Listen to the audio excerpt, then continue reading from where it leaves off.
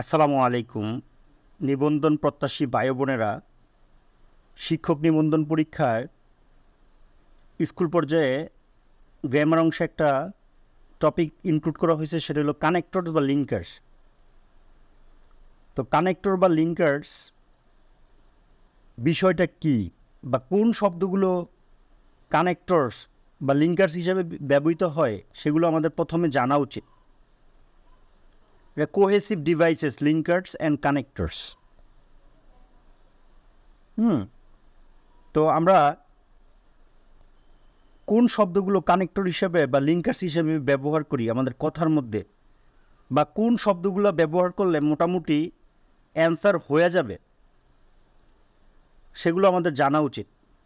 আমরা ধারাবাহিকতা রক্ষা করতে যেই সকল শব্দ ব্যবহার করি, first of all, first, at first, firstly, in the first place, in the beginning অথবা অ্যাট দ্য বিগিনিং।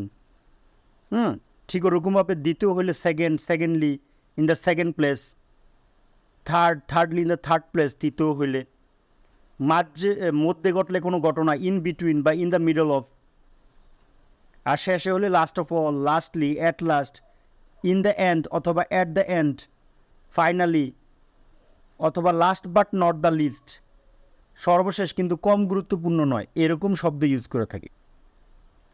দ্বিতীয় যেই নিয়মটা বলবো, প্রকৃতপক্ষে, actually, indeed, naturally, basically, certainly, in fact, truly, undoubtedly, এই শব্দগুলো আমরা প্রকৃতপক্ষে ইউজ করি।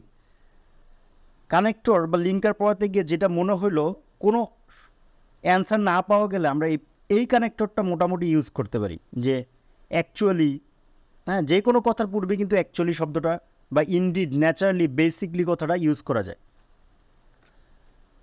Certainly, in fact, truly, undoubtedly. উদাহরণস্বরূপ অর্থে for example, for instance, such as, namely, easy, মানে তো এই সকল শব্দগুলো আমরা উদাহরণস্বরূপ অর্থে ব্যবহার করি। কোনো কিছুর উপসংহারে গিয়ে আমরা যে সকল কানেক্টর বা লিঙ্কার ব্যবহার করি, সেটা হলো to sum up, in conclusion, to conclude, in brief, in short, in fine, to summarise, on the whole, above all, in total, এই শব্দগুলো আমরা উপসংহারমূলক ক্ষেত্রে কানেক্টর হিসেবে ব্যবহার করি। পরবর্তীতে ধরো একটা কথার পরবর্তীতে আরেকটা কথা আসলো, তাহলে আমরা কি বলি, আফটার দ্যাট বা আফটার ওয়ার্ডস বা নেক্সট। কোনো কিছু একটা হঠাৎ কিছু হইল, সাডেনলি বা অল অন এ সাডেন বা অল অফ এ সাডেন।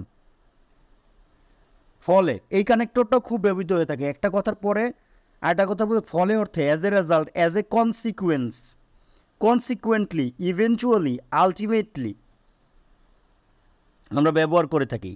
সুতরাং এই কানেক্টরটাও অ্যাকচুয়ালি, ইনডিড বা বেসিকলি, যেটা আমরা প্রকৃতপক্ষের মতো, এটাও অনেক জায়গায় ইউজ করা যায়। সুতরাং, সো, দেয়ারফর, দাজ, হ্যান্স, এই কানেক্টরটাও বহুল ব্যবহৃত। কোনো অ্যান্সার না পাওয়া গেলে আমরা যেমন প্রকৃতপক্ষের কথাগুলো ভাবতে পারি, এটাও ভাবতে পারি, সো, দেয়ারফর, দাজ, হ্যান্স।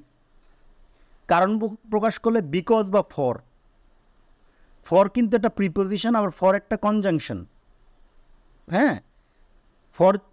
ফরের পরে যদি নতুন করে subject verb, that means clause আসে, তখন এটা কিন্তু একটা কনজাংশন, যেটা বিকজের অর্থ প্রকাশ করে।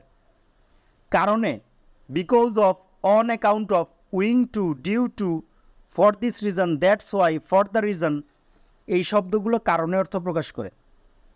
যেহেতু, সিন্স বা অ্যাজ, যেহেতু অর্থ প্রকাশ করে।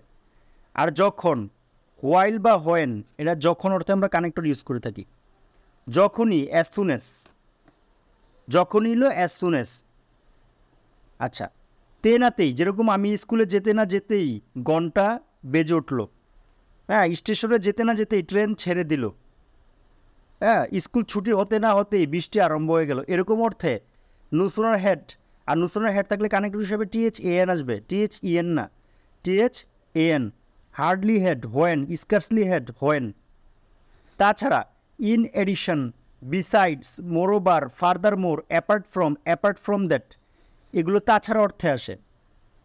সত্ত্বেও, despite, in spite of, yet, still, nevertheless, nonetheless, এই শব্দগুলো সত্ত্বেও অর্থে ইউজ করা যায়। যদিও, দো, অল দো, ইভেন দো, ইভেন ইফ, এই কথাগুলো যদিও কথাগুলো দুইটা কথাই আমরা ইউজ করতে পারি। যদিও সে পড়াশোনা করে সে ফেল করে। আর এখানে যে তাছাড়া শব্দগুলো ইউজ করলাম এগুলো কিন্তু একটার পর ধারাবাহিকভাবে আরেকটা বলতে গেলে আমরা এই কানেক্টরগুলো ইউজ করতে পারি। In addition, besides, moreover, furthermore, apart from that, যদিও, দো, অল দো, ইভেন দো, ইভেন ইফ। আচ্ছা, এই শব্দগুলো আমরা দুইটা কথা থাকে না ওইখানে ব্যবহার করব। যদিও কথাগুলো আমরা দুইটার কথার ক্ষেত্রে ব্যবহার করতে পারবো। যেরকম যদি তুমি পড়ো ভালো ফলাফল করবে, if, in case, provided that. আর যদি না অর্থে আসবে আনলেস। আচ্ছা, যদি বা শর্ত হিসেবে আমরা হ্যাজ, ওয়ার, শুড, হোয়েন কখন আনি? যেমন ইফ আই হ্যাড এ কার, এটাকে এভাবে বলা যায় হ্যাড আই এ কার, তখন এটা ইফের কাজ করে। ঠিক if I were a king, এটার পরিবর্তে বলা যায় ওয়ার আই এ কিং। এরকম যদি বা শর্ত অর্থে হিসেবে ইউজ করা যায়। পরিবর্তে ইনস্টেড বা ইনস্টেড অফ বা ইন লিউ অফ, এগুলো পরিবর্তে অর্থে কানেক্টর হয়ে থাকে। অন্যদিকে, on the other hand, on the contrary, whereas, এটি হলো অন্যদিকে। হ্যাঁ, আচ্ছা, ইনস্টেড আর ইনস্টেড অফের পার্থক্যটা একটু জানা উচিত।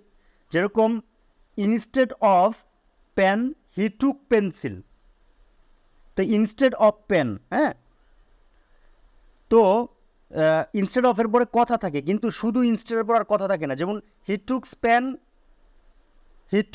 সে নিয়েছিল পেন, হ্যাঁ, ইনস্টেড, মানে ইনস্টেডের পর আর কোনো কথা থাকবে না। হি টুক পেন ইনস্টেড, মানে সে নিয়েছিল কলম পরিবর্তে। কিসের পরিবর্তে এটা বলা থাকবে না, এরকম অর্থে ইনস্টেড।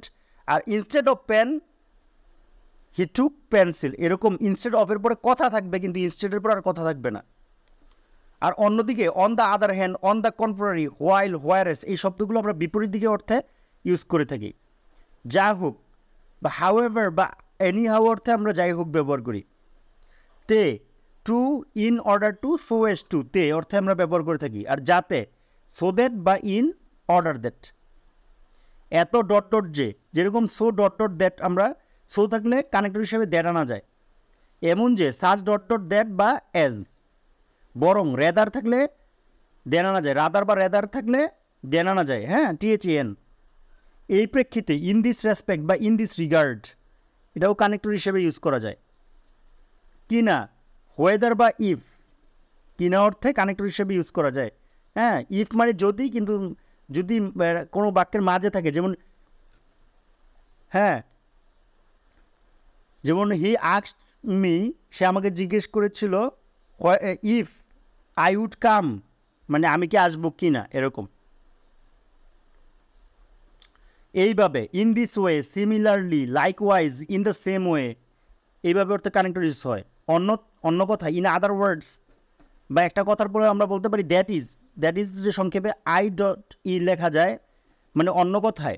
একটা কথার পরে আমরা যখন আরেকটা অন্যভাবে বোঝাতে চাই, যেমন education gives us knowledge, in other words, অন্য কথায়, হ্যাঁ, we get knowledge from education, এরকম।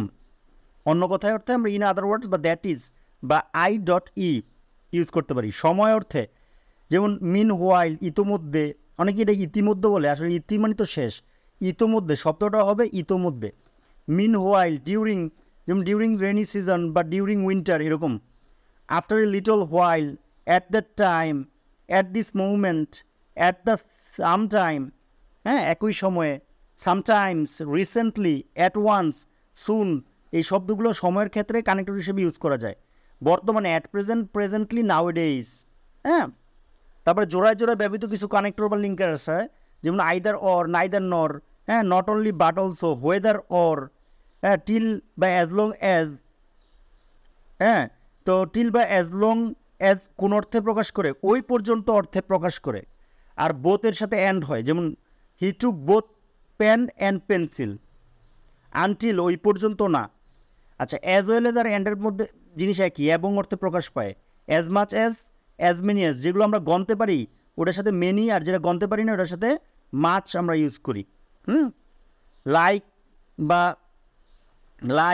বা so dot dot as, at dot dot as, এগুলো আমরা মতো অর্থে কানেক্টর হিসেবে ইউজ করে থাকি।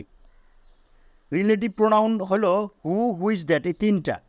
ব্যক্তির যে রিলেটিভ প্রোনাউন কি, যেমন তারা the man who comes hair is my brother. এই যে হু কামস, এই যে আমরা দ্য ম্যান ড্যাশ কামস, তো এই যে হু মাঝখানে বসাইলাম ব্যক্তির ক্ষেত্রে, বস্তু হলে তো হু বসাইতাম না, বসাইতাম হুইচ বা দ্যাট।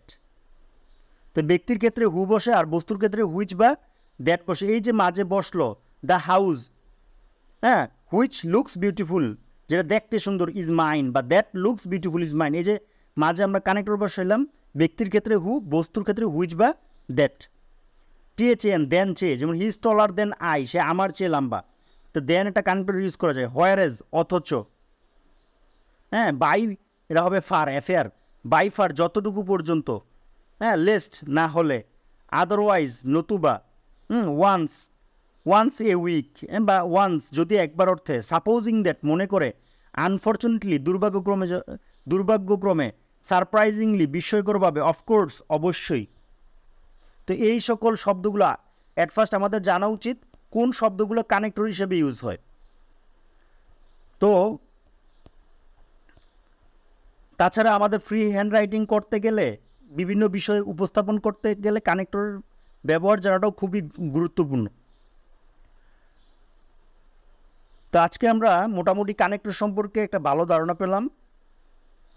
সবার জন্য শুভকামনা। Thanks for watching.